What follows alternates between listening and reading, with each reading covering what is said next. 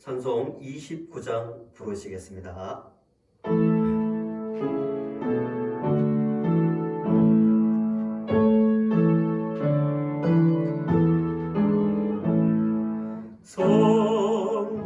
성도여 함께 할렐루야 하며 주 찬양하여라. 할렐루야 하며 주 보좌 앞에서 택하신 은혜를 다 찬송하여라. 할렐루야 하며 만문을 열어라. 할렐루야 하며 온 하늘 올려라. 할렐루야 하며 인도자 되시며 친구가 되신 그 사랑 그답다. 할렐루야 하며 주 찬양하여라. 할렐루야 하며 찬양은 그답다.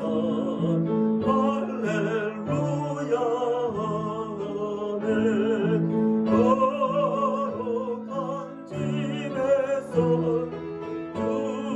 은총 드리며 늘 찬송 부르자. 할렐루야 아멘. 교도문 34번을 교독하시겠습니다. 시편 81편입니다. 우리의 능력이 되시는 하나님을 향하여 기쁘게 노래하며 야곱의 하나님을 향하여 즐거이 소리칠지어다. 시를 읊으며 소고를 치고 아름다운 수금에 비파를 아울지어다. 초하루와 보름과 우리의 명절에 나팔을 불지어다. 이는 이스라엘의 율례요 야곱의 하나님의 규례로다. 하나님이 애굽 땅을 치러 나가시던 때에 요셉의 족속 중에 이를 증거로 세우셨도다. 거기서 내가 알지 못하던 말씀을 들었나니 이르시되 내가 그의 어깨에서 짐을 벗기고 그의 손에서 광주리를 놓게 하였도다. 내가 고난 중에 부르짖음에 내가 너를 건졌고 우레소리의 은밀한 곳에서 내게 응답하며 무리바 물가에서 너를 시험하였도다. 내 백성이여 들으라. 내가 내게 증언하리라. 이스라엘이여 내게 듣기를 원하노라. 너희 중에 다른 신을 두지 말며 이방 신에게 절하지 말지어다. 나는 너를 애굽 땅에서 인도하여 낸 여호와 내 하나님이니 내 입을 크게 열라. 내가 채우리라 하였으나 내 백성이 내 소리를 듣지 아니하며 이스라엘이 나를 원하지 아니하였도다. 아멘. 사도신경으로 신앙을 고백하시겠습니다. 전능하사 천지를 만드신 하나님 아버지를 내가 믿사오며 그 외아들 우리 주 예수 그리스도를 믿사오니 이는 성령으로 잉태하사 동정녀 마리아에게 나시고 본디오 빌라도에게 고난을 받으사 십자가에 못 박혀 죽으시고 장사한 지 3일 만에 죽은 자 가운데서 다시 살아나시며 하늘에 오르사 전능하신 하나님 우편에 앉아 계시다가 저리로서 산자와 죽은 자를 심판하러 오시리라. 성령을 믿사오며 거룩한 공예와 성도가 서로 교통하는 것과 죄를 사하여 주시는 것과 몸이 다시 사는 것과 영원히 사는 것을 믿사옵나이다. 아멘. 찬송 80장 부르시겠습니다.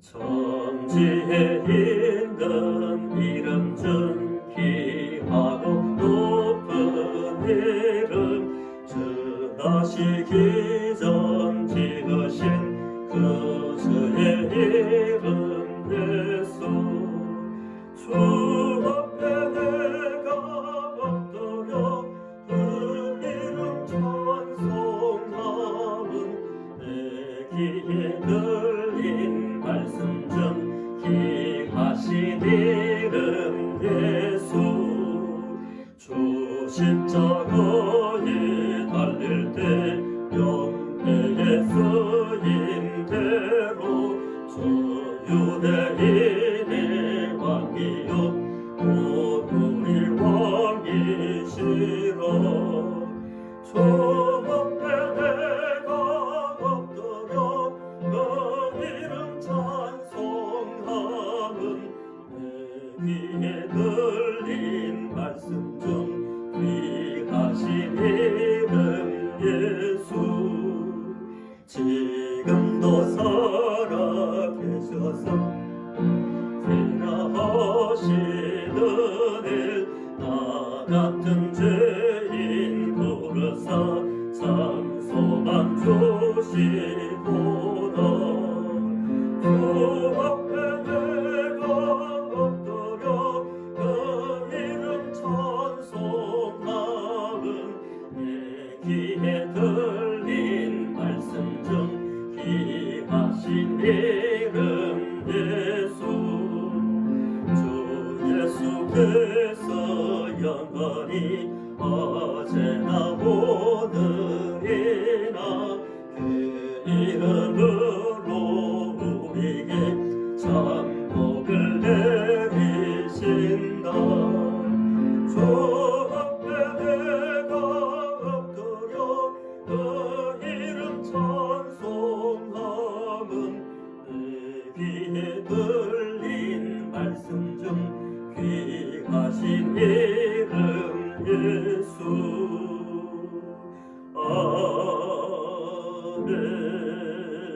아멘. 다 같이 기도드리겠습니다. 참석하지 못한 분들은 지금 자리에서 각자의 자리에서 함께 기도드리겠습니다. 기도드립니다. 아버지 하나님 감사합니다. 우리가 아버지 은혜로 구원을 받아 우리 아버지 앞에 예배하게 하시니 너무나 감사합니다. 그러나 우리 자신을 돌아볼 때는 여전히 약한가 죄악된 부분들이 많이 있습니다. 주의 십자가 공로 의지하여 왔사오니 우리 예배를 받아 주시옵소서. 우리가 좀 더 아버지 앞에 가까이 나가길 원합니다. 우리의 눈과 귀를 열어 주시옵소서. 마음을 다해 아버지 앞에 나가오니 아버지 풍성한 은혜를 내려 주시옵소서. 교회를 위하여 기도합니다. 죄 없는 교회가 말씀의 역사 가운데 믿음과 사랑과 소망과 은혜가 넘치는 교회가 되어져 가게 하시고 세상 사람들이 알 수도 없고 이해할 수 없는 놀라운 기쁨이 넘쳐나는 그런 교회가 되게 하여 주시옵소서. 아버지 하나님, 지금 세상은 전염병으로 인하여 많이 힘들어하고 또 고통 가운데 있습니다. 이런 일들을 경험하면서 우리 자신을 돌아보게 하시고 먼저 그리스도인들이 아버지 앞에 바르게 서며 회개하는 기회가 되게 하여 주시옵소서. 고통당하는 많은 이웃들이 있습니다. 그들을 불쌍히 여겨 주시옵고 속히 이 전염병에서 벗어날 수 있도록 아버지 우리를 불쌍히 여겨 주시옵소서. 이 시간 진리의 말씀을 전하고 듣습니다. 성령께서 역사하사 말씀을 잘 깨달아 알아듣게 하시고 우리가 순종하게 싸우니 이 시간 말씀으로 역사해 주시옵소서. 말씀이 심령 속에 떨어질 때 30회 60회 열매가 맺혀지게 하시고 정말 말씀으로 인하여 무장되어 이 시대에 쓰임받는 우리 모든 성도들이 되게 하여 주시옵소서. 말씀을 전하는 저에게도 함께 하사 말씀을 잘 전하게 하시고 제 생각이 아니라 아버지의 말씀을 바르게 전달하는 수 있도록 성령으로 주장하여 주시옵소서. 이 모든 말씀을 예수님의 이름으로 기도드리옵나이다. 아멘.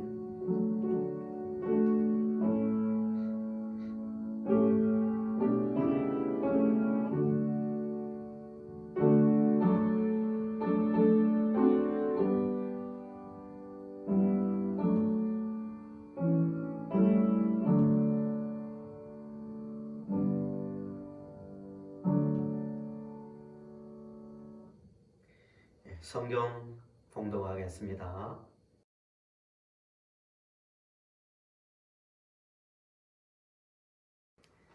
방금 읽으신 말씀 시편 102편 뒤에 옆에 표제를 우리 같이 읽어보실까요?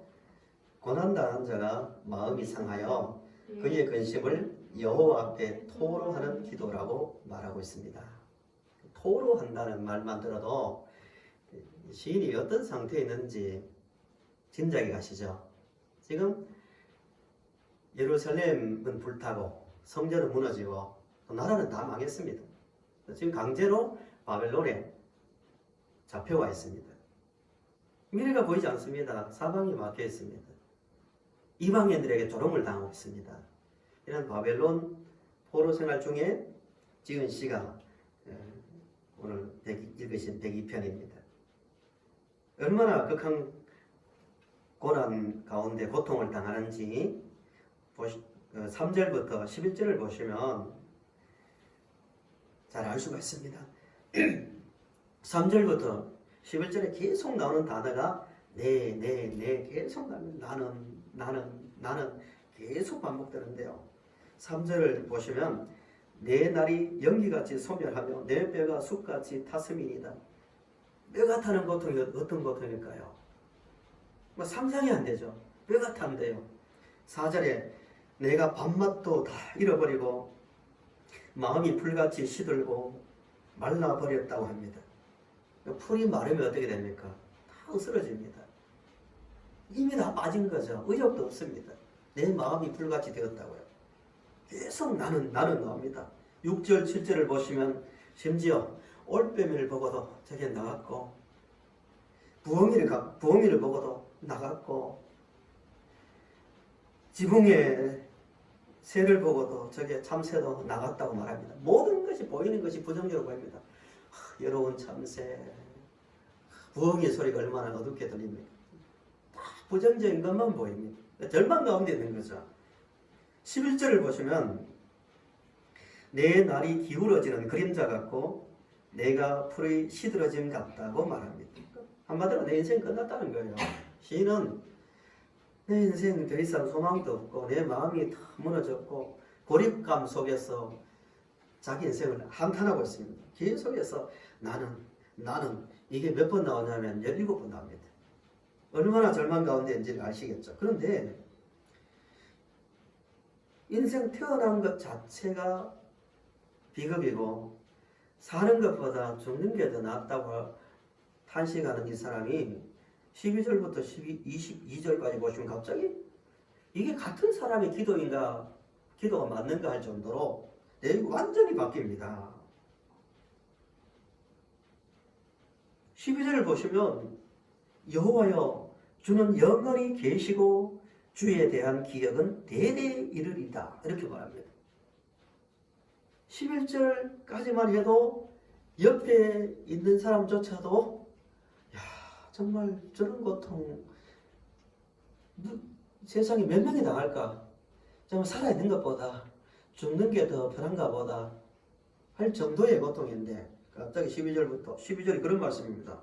좀 쉽게 풀면 하나님이 영원히 계시고 살아 계시고 이전에도 계셨고 지금도 계시고 앞으로도 계시고 또 하나님께서 행하신 그 놀라운 일들은 영원히 기억됩니다. 라고 전혀 다른 말을 하는 것을 봅니다. 13절도 마찬가지입니다. 주께서 일어나사 시온을 긍휼히 여기시니 지금은 그에게 은혜를 베푸실 때라 정한 기한이 다가오미이다 라고 말합니다. 동사 13절 일어났어. 어떤 여호와입니까? 활동하시는 분. 바벨론에 자기가 강제로 잡혀와 있지만 하나님은 여호와는 일어났어. 그러니까 지금도 일하고 계시는 분입니다라고 고백합니다. 14절도 마찬가지입니다.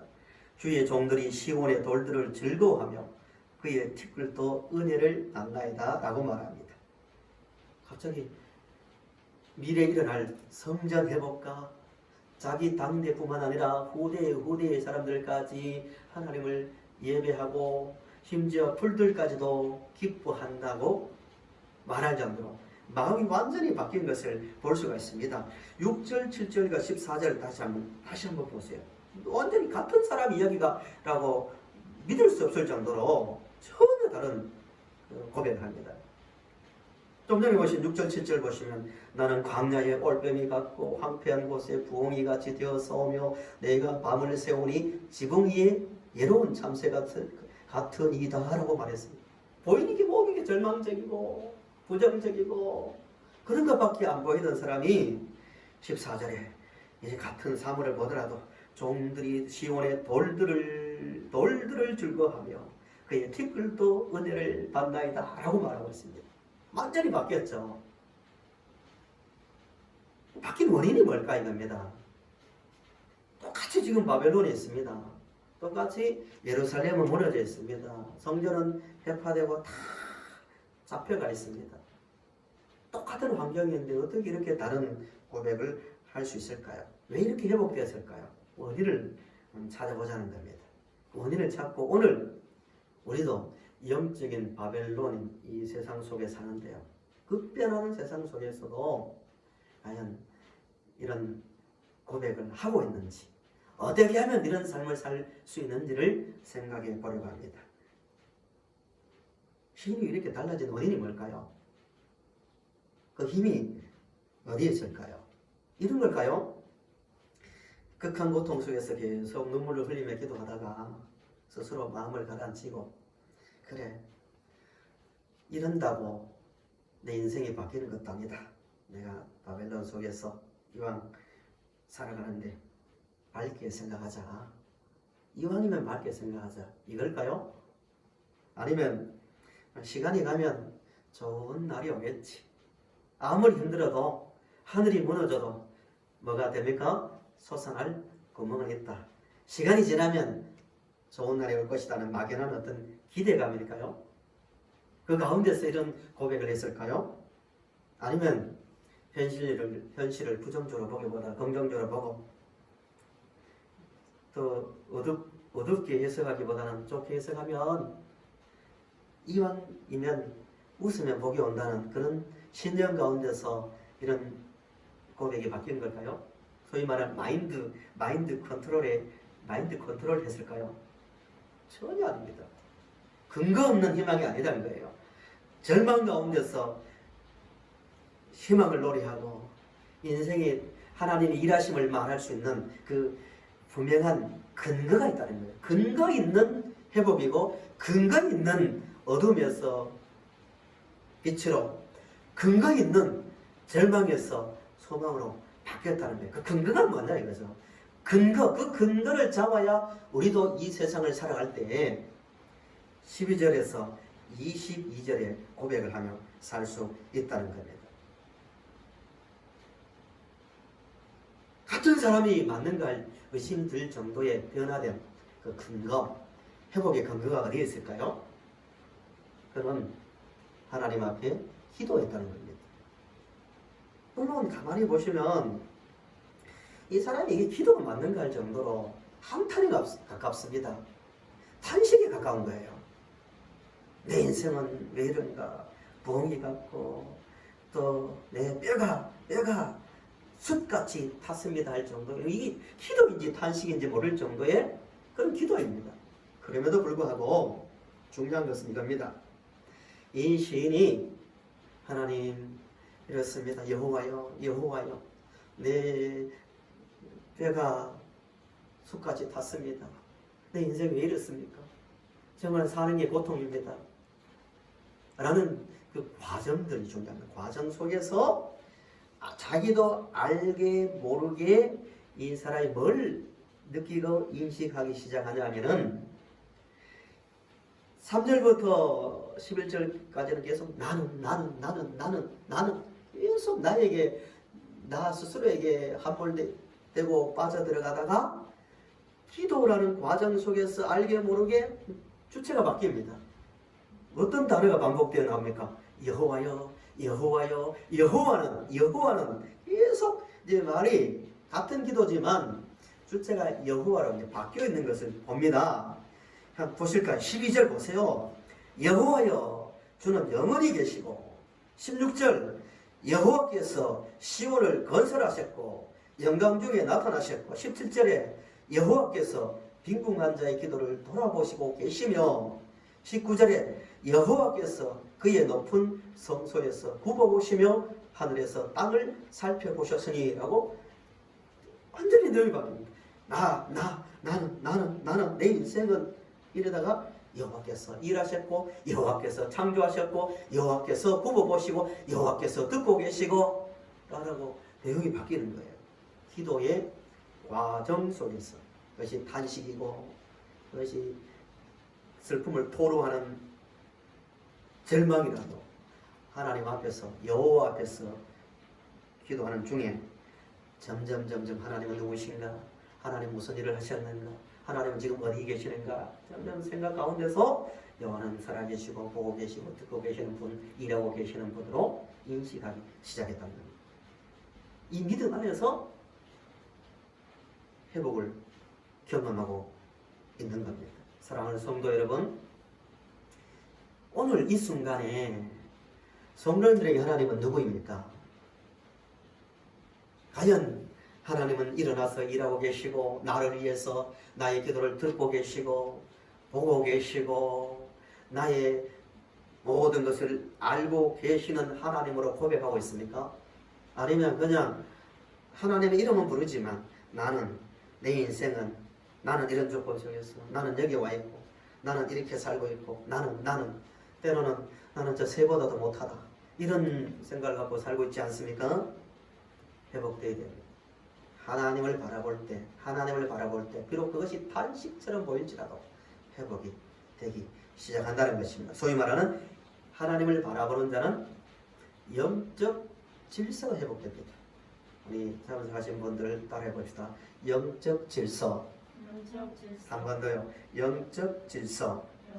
영적 질서가 뭐예요? 간단합니다. 하나님은 우리의 누구예요? 창조자요. 통치자입니다. 우리는 누구예요? 하나님께서 만드신 피조물입니다. 그럼 우리는 하나님의 그러면서 하나님의 형상을 받은 하나님의 자녀들입니다. 그 다음에 모든 만물은 우리를 위해서 만들어준 도구에 불과합니다. 이 질서가 잡히면 어느 자리에 떨어지고 어느 자리에 가더라도 그 사람은 반드시 일어서게 되어 있습니다. 이 눈을 가져야 됩니다. 지금 이 순간에도 하나님은 우리의 누구라고요? 창조주요. 우리의 통치자입니다. 천지를 만드신 분입니다. 우리는 그의 백성입니다. 이 믿음이 분명해지면 모든 것을 바라보는 해석이 달라집니다. 풀을 바라봐도 달을 보고 별을 봐도 바람을 봐도 느끼는 게 달라집니다. 왜? 영적 질서가 잡혀있기 때문입니다. 반대의 경우가 있습니다. 아무리 자기가 높아지려 하고 많은 것을 소유하고 심지어 학문가, 철학가, 세상이 말하는 지혜라고 말하는 것을 아무리 많이 탐구하고 소유하고 있더라도 하나님을 바라보지 않는 인생은 영적 질서가 깨어짐으로 혼돈 가운데 빠집니다. 예를 하나 들어볼게요. 로마서 1장 22절에서 23절입니다. 우리 성경을 우리 각자 자리에서 계신 분들은 성경을 찾아보겠습니다. 영적 질서가 무너진 자들의 모습입니다. 로마서 1장을 다 읽으시면 좋겠지만 22절부터 23절을 보세요. 각자 가정에서 예배 드리는 분들도 꼭 찾아주시기 바랍니다. 신약 240쪽. 영적 질서가 무너진 모습을 보여주고 있습니다. 1장 20절부터 아니 22절 23절 두 절만 같이 읽겠습니다. 다 같이 시작. 스스로 지혜 있다 하나 어리석게 되어 썩어지지 아니하는 하나님의 영광을 썩어질 사람과 새와 짐승과 기어다니는 동물 모양의 우상으로 바꾸었느니라. 아멘. 뒤에 계속 또 내버려 둔다는 말이 반복합니다. 로마서 1장이 이야기하는 것은 그거예요. 그 당시에 로마는 문화적으로 군사적으로 최강국이었죠. 또 헬라가 사상을 지배하고 있었습니다. 그렇지만 아무리 그 그리스 철학을 연구하고 세상을 정복하고 도로를 닦고 문화를 건설해도 하나님이 없는 인생, 하나님이 아닌 인간이 주인이 되어 높아지려 하는 세상은 필연적으로 영적 질서가 깨어집니다. 그 인간이 높아지면 높아지려 할수록 높아지는 게 아니라 어디에 빠집니까? 짐승보다도 못한 피조물과 감기가 뒤섞여가지고 썩어질 것에 종로로 가는 인생이 되어버린다는 겁니다. 이게 인간의 실존입니다. 성경은 그걸 분명히 말합니다. 이사야 선지자도 말했습니다. 하나님을 인정하지 않는 인생은 아무리 높아지려 해도 목마른 인생이고 결국 만족하지 못하는 세상에 보이는 것을 아무리 추구하고 보이지 않는 것을 추구한다 할지라도 그 갈증 속에서 죽어갈 수밖에 없다고 분명히 말합니다. 우리 예수님께서는 너희가 나를 떠나서는 뭐라고요? 아무것도 할 수 없다고, 아무것도 아니다고 분명히 말씀하고 있습니다. 왜 그렇죠? 영적 질서가 깨졌기 때문입니다. 실제를 알아야 됩니다. 하나님을 바라봄으로 단순합니다. 대체 하나님이 천지를 뭐 하셨습니까? 창조하셨습니다. 하나님만 홀로 계셨습니다. 나머지는 피조물입니다. 그 중에서 인간은 하나님의 형상을 가진 존재입니다.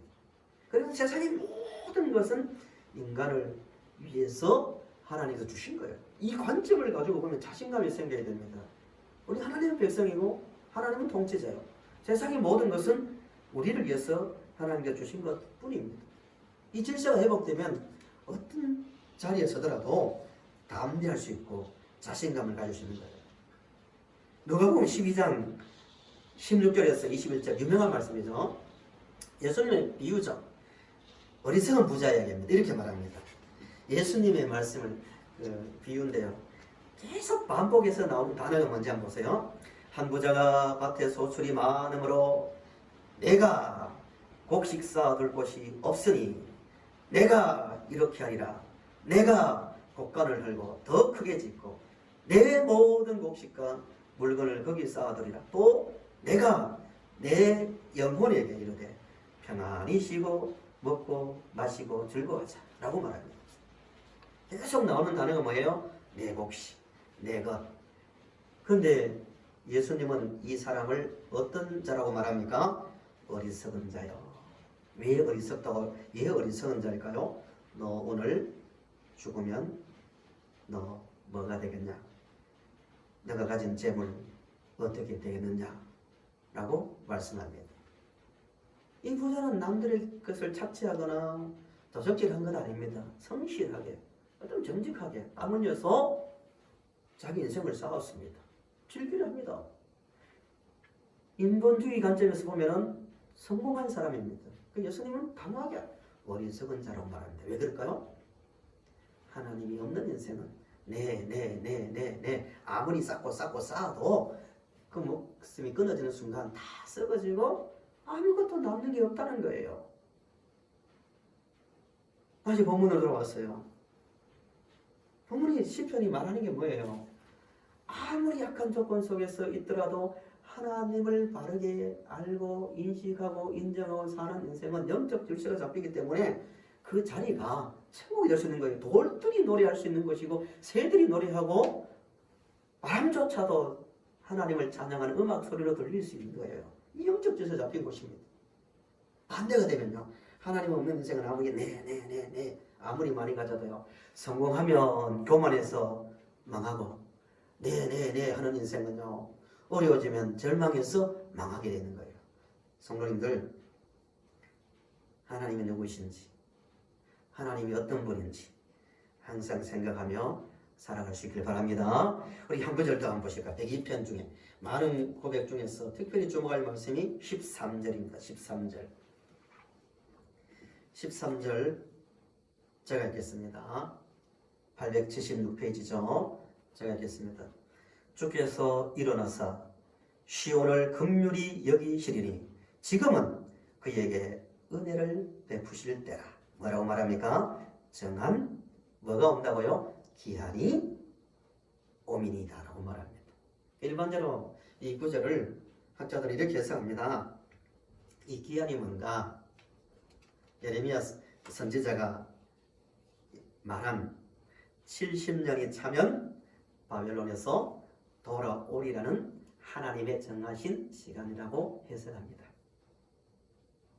예레미야서 29장 10절 말씀이죠. 여호와가 이와 같이 말씀하시니라. 바벨론에서 70년이 차면 내가 너희를 돌보고 나의 선한 말을 너희에게 성취하여 너희를 이곳으로 돌아오게 하리라 라고 말합니다. 그래서 이 말씀은 이 시인이 자신감을 가지고 또 기쁨을 회복한 그 중요한 근거 중에 하나입니다. 하나님을 바라봤고 하나님을 바라보는 중에 하나님의 약속을 기억했을 겁니다.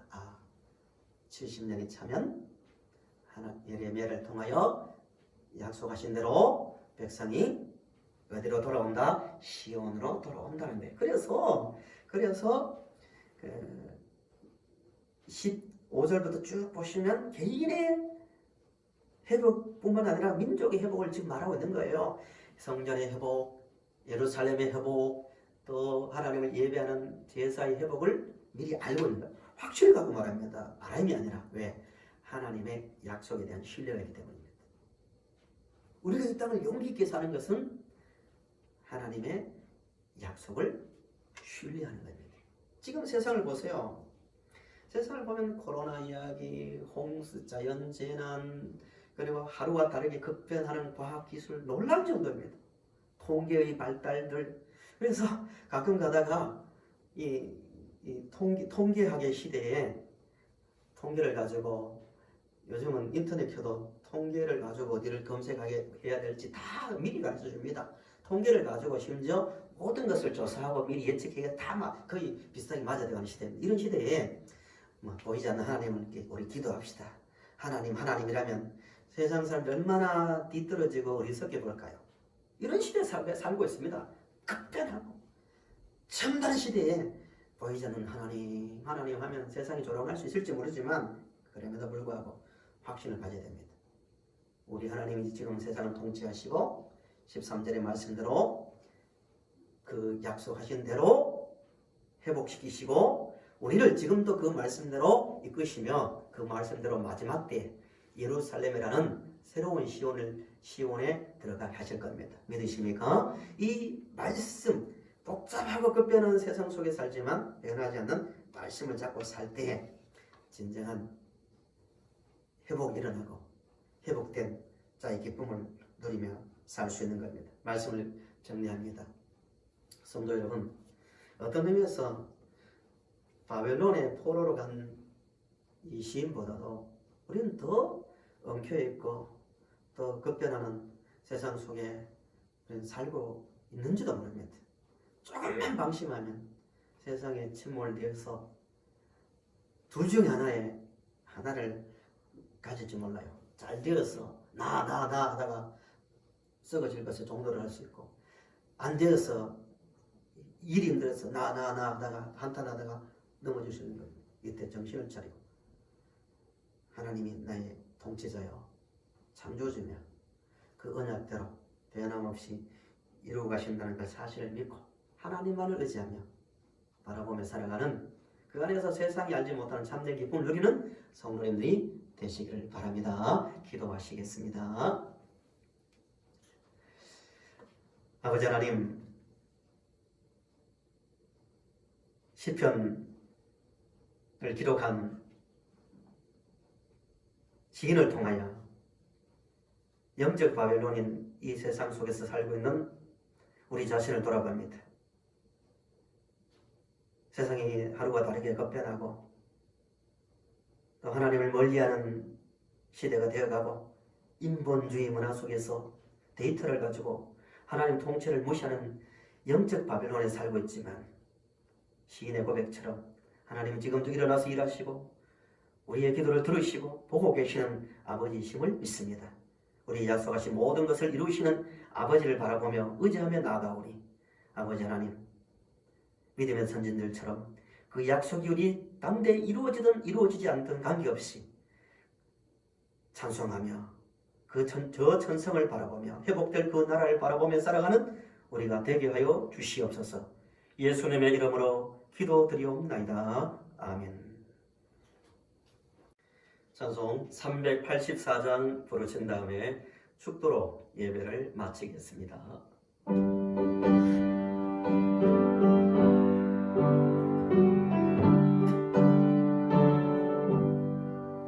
나의 갈 가도록 예수 인도하시네.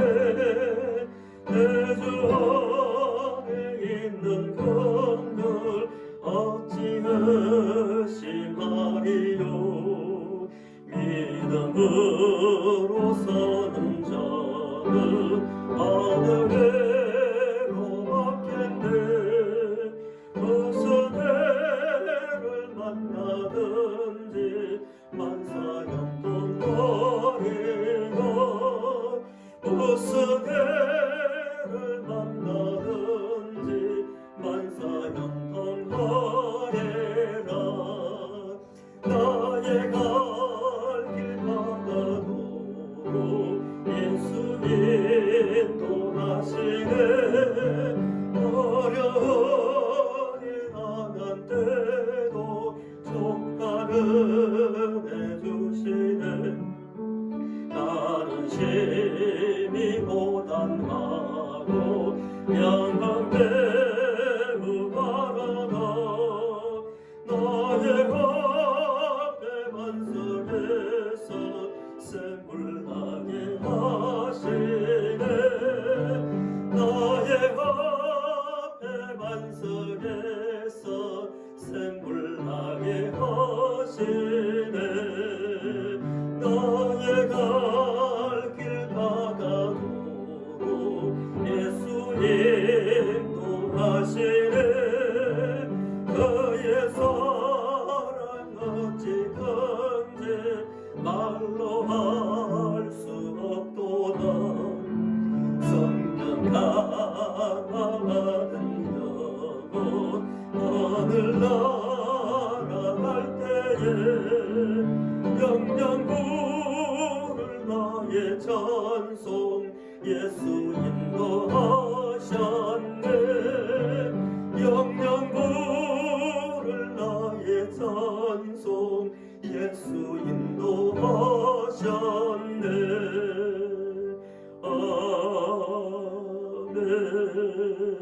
아멘. 이제는 우리 구주 예수 그리스도의 은혜와 하나님 우리 아버지의 사랑하심과 성령님의 교통하심이 영원히 변하지 않고 우리를 인도하시며 보호하시는 아버지를 믿고 그 언약의 말씀을 따라 살기를 다짐하는 성도들 머리 이해와 이들의 가정과 자녀 후손들과 주의 몸된 교회와 이 땅에 있는 모든 교회들 위에 영원히 함께 있을지어다. 아멘.